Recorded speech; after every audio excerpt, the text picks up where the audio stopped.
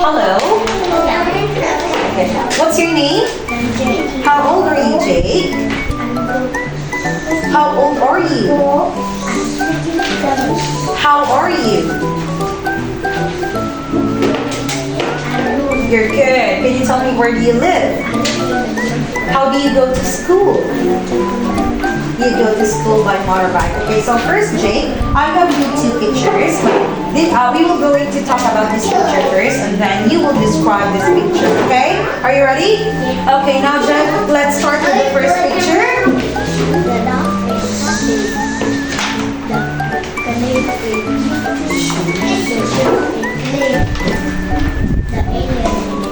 The alien is ugly. Dirty. Next. Good job. Okay, now Jake, I'm going to ask you some question about this picture. Again, we will going to use the prepositions, okay? On, in, under, next, to. Okay, ready? Okay, now Jake, can you tell me where is the plane? Very good. Can you tell me where is the cat? On the roof. Okay, can you tell me where is the book?